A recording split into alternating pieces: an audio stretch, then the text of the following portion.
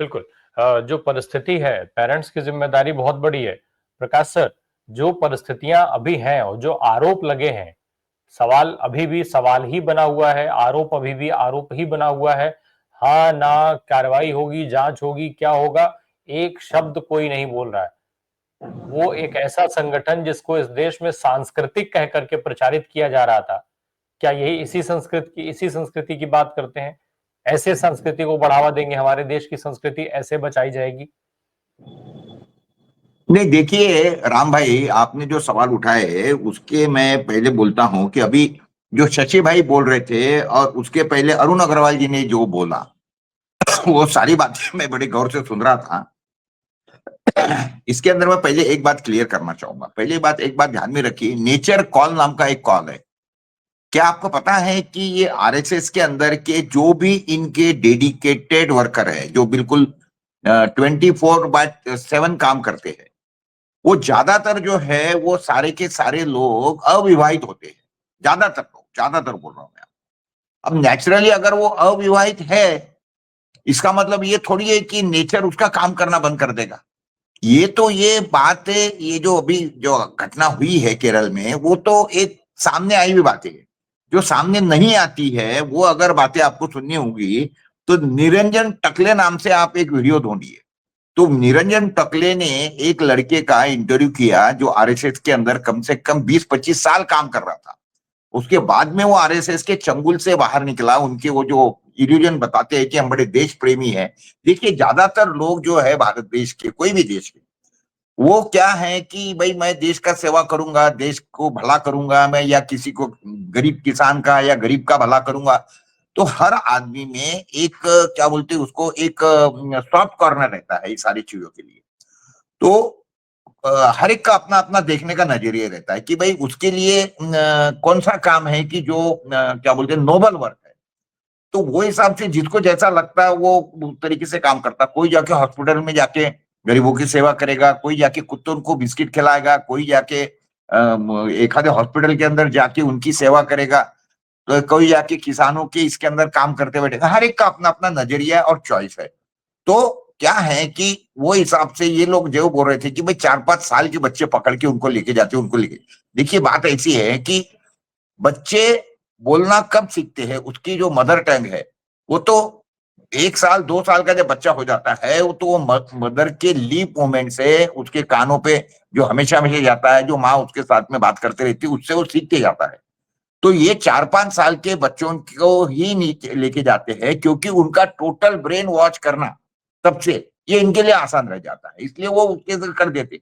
और एक बात ध्यान में रखिए कि मैं ऐसा समझता हूं कि 10,000 में से एक आधा आदमी इनके चंगुल में से बाहर निकल सकता होगा।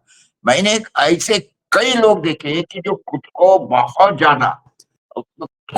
ज्यादा होशियार समझता, मैं खुद जिनको बहुत ज्यादा होशियार और यानी ब्रेनी और इंटेलिजेंट समझता हूं या समझता था, लेकिन अभी मुझे इतना ध्यान में आ गया है कि ये इतना इंटेलिजेंट और इतना ब्रेनी आदमी होने के बाद में भी वो जो अंधभक्तों की जो संख्या है ना, वो इन्हीं में से है। एक बात ध्यान में रखिए, आफ्टर ऑल अंधभक्त कौन है? जो आरएसएस वाले हैं वो तो है, लेकिन उसके बाद में वो अंधभक्त वही होते हैं कि जिनका टोटल ब्रेन वॉश किया जाता है।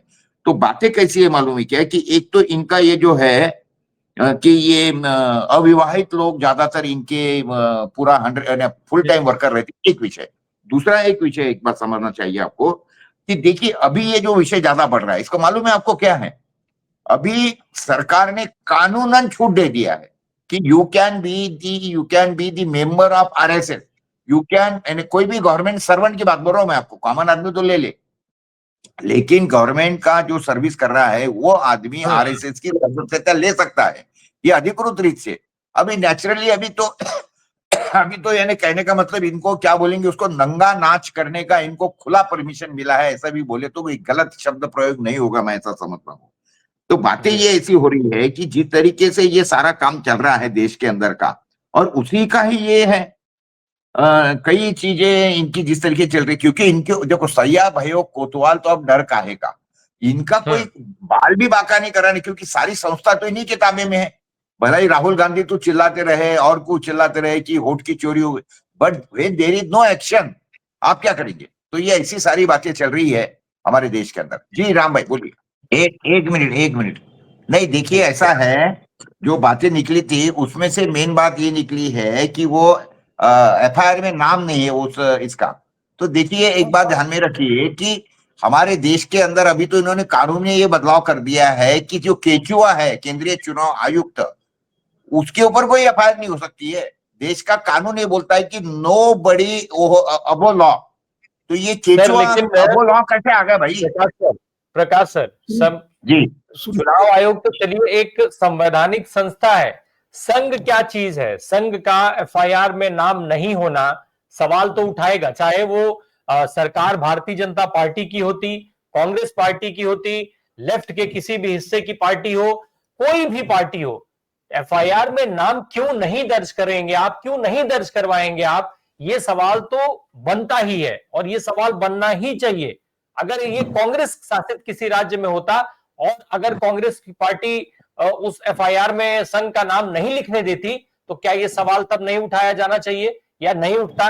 भाजपा के राज में होता और भाजपा सरकार अगर संघ के, जबकि उनका विंग है, उसके बाद भी क्या हम ये सवाल नहीं करते कि आखिर सरकार ने नाम क्यों नहीं लिखने दिया? अदालतें अगर सुमोटो नहीं ले रही हैं तो हम उस पर सवाल कर रहे हैं ना, ये गंभीर है सर। संवैधानिक संस्था से तुलना नहीं की जा सकती है संघ की। संघ का क्या मतलब है? संघ कहाँ रजिस्टर्ड है? किस तरीके की संस्था है? क्या प्रधानमंत्री के लाल किले की प्राचीर से खड़े होकर के कह देने से हो जाएगा कि एनजीओ है? कल को सारे एनजीओ, मैं बार बार कहता हूं, सभी एनजीओ के लोग आकर के खड़े हो जाए।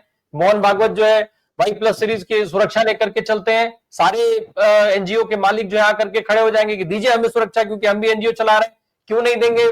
नरेंद्र मोदी किस मुंह से मना कर सकते हैं? नरेंद्र मोदी किसी भी एनजीओ के उससे मना करने के लिए। और दूसरा, कोई भी एनजीओ जो आज तमाम ऑडिट कराती है, ये फॉर्म लाओ, वो फॉर्म लाओ, ये चाहिए, वो चाहिए, यहां से पैसा ला रहे हो तो इसके लिए फलाना फॉर्म, विदेश से दुनिया भर से पैसा तुम ले रहे हो, दुनिया भर से चंदा वसूल रहे हो, और 1 रुपए का हिसाब तुम देश को नहीं देते हो। 1 रुपए तुम्हारा टैक्स जाता नहीं है, 1 रुपए का तुम हिसाब नहीं देते हो कि तुमने पैसा कहां से लिया, कैसे आया। आज क्या आलीशान 7 स्टार जो है आपका दफ्तर बन रहा है, कार्यालय बन रहा है, कहां से पैसा लाए? किसका घर बेचा गया था? किसका खेत बेचा गया था? हम लोग, तमाम सारे लोग आज जिनकी उम्र 25 साल से लेकर 40 साल, 50 साल, 60 साल तक है, 9-9 घंटे काम करते हैं इस देश में, और उसके बाद 40% जो है वो इनकम टैक्स को दे देते हैं, और रही सही कसर जीएसटी फीएसटी और ये सब मिलाकर के मार देते हैं। बचता क्या है हमारे पास? लेकिन इस संघ में ये करने का पैसा पाते हैं ये सारे लोग। शाखा लगाते हैं, शाखा में बच्चों को बुलाते हैं, उनका यौन उत्पीड़न करते हैं, और उसके लिए देश इनको चंदा देता है। ये सवाल बहुत गंभीर है।